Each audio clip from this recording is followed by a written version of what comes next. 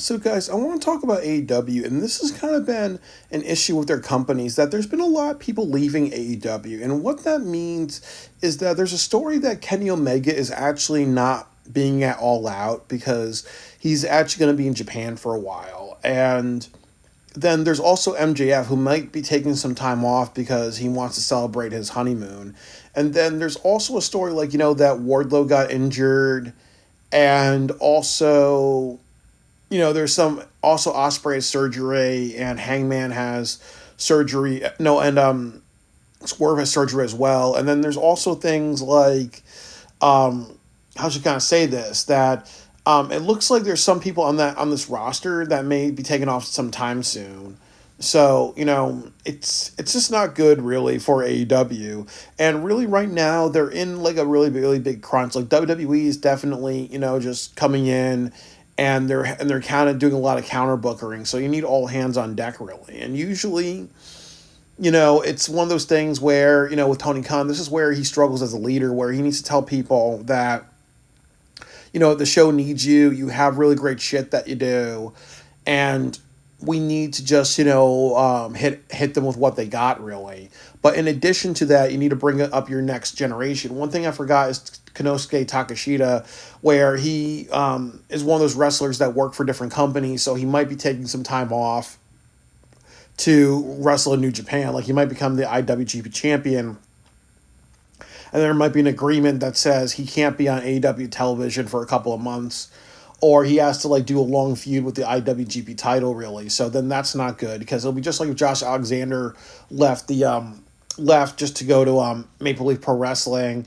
or Mercedes was gone for like 9 months to have title reigns in different companies really, so it's not good for AEW in a lot of ways. And I know that I think I briefly mentioned, but I'll talk more about it, is that it's bad for it's really just bad for the fans, and it's also bad for the storytelling. I think the big thing is that if you're invested in a character like Darby Allin, remember, he was the most over person in that company when Sting retired.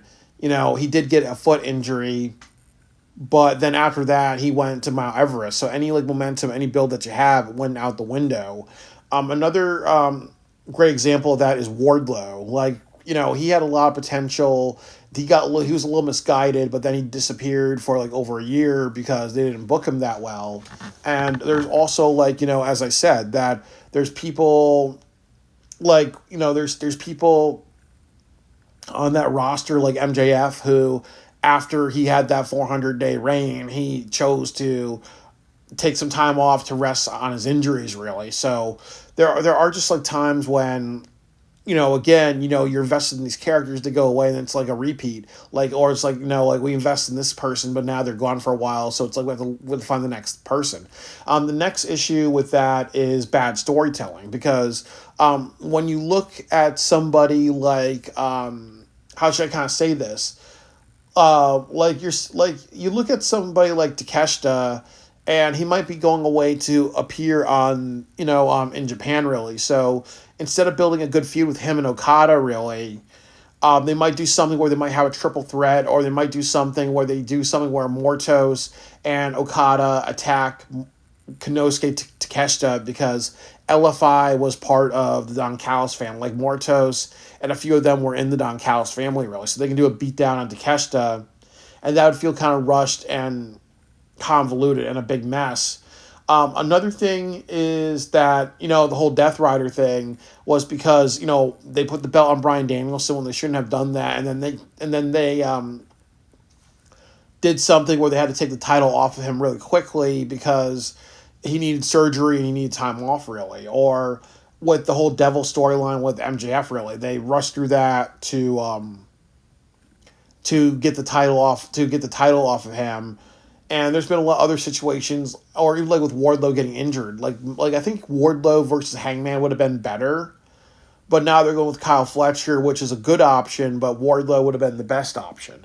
So you run into those situations when people get injured, or when people have to delay surgery. Now they're going to get a surgery, or when people want to take time off, is that your storytelling is a little fucked up because you have to rush through things. Or even like, we got with MJF. He wants to take time off for his honeymoon, but he went from the Hurt Syndicate to Mark Briscoe to Mystico to Mark Briscoe to Bobby Lashley saying that he's coming for MJF in the future. So, and then AEW has to understand this, that this is one of the reasons why their storylines suck, is that when you switch around, or when you set up multiple things, or when somebody's feuding with somebody, then they're feuding with somebody else, and they go back to somebody else, and they go back to one of the people that they're feuding with, a few weeks ago, it creates a clusterfuck, really. So ultimately, when you have all these people taking time off, or not wanting to be there, it just fucks up everything. And then the next thing that I would have to say on top of all that shit is that it's a bad look for the company, really, because really wrestlers should have power in the company. Wrestlers should be heard, but it cannot be a free for all.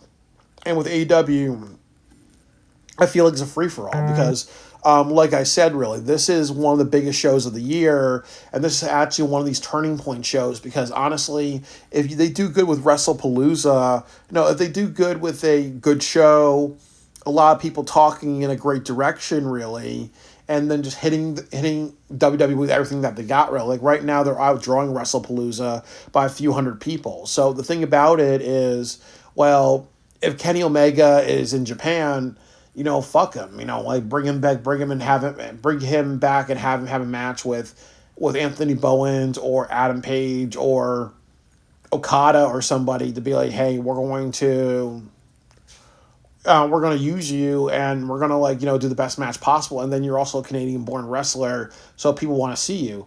Oh, well, we have people like MJF. If there's a story that you can tell and say like, hey, we need you for multiple months, really. Like you're going to do that instead of go away. Or, hey, Darby, you're not going to go to Mount Everest until we put the title on you for a couple of months, really, and we set up a good story, then you can go. It shows that, the wrestlers don't value the fans. It also shows the wrestlers don't care about the company. It shows the wrestlers are only thinking of themselves, really, because, I work at a hospital, and I've got an employee of the month. There's people who know me, really. So what would happen? Like, I want to go to Japan really, really badly. So what would happen if I told my boss, we have to fill out personal time off slips and everything like that? What would happen if I said, oh, well, my birthday is next Saturday, so I want to go to Japan for a month, and I don't care, really, so I don't have the time, really. So what would happen if I was still paid personal time off time, even if I didn't have the time? What would happen if people are like, okay, well, the hospital's not doing that well because there's employees like me who are not there? What would happen to all the other workers that have personal time off time? And then they're like, oh, well, we can't take time off because Byron gets preferential treatment because I work 80-hour weeks and I do a lot for my job, really. It sends a bad message to the roster by saying, hey, once you get a certain level of power and success, you can do whatever the hell you want. And then it also says to the fans, okay, this is not a company that believes in storytelling and long-term emotional investment and catharsis, because those things are important to wrestling. Because if you have those things, then it really elevates the show. But you don't get it when people just quit whenever they want to quit, or people go on vacation whenever they want to go on vacation, or people delay surgeries. I understand, when you need surgery, but there's a certain point where you look at somebody like Wardlow and you say, hey, you know what? We had a big role for you. You could have done something great after joining John Cow's family. Now you're injured.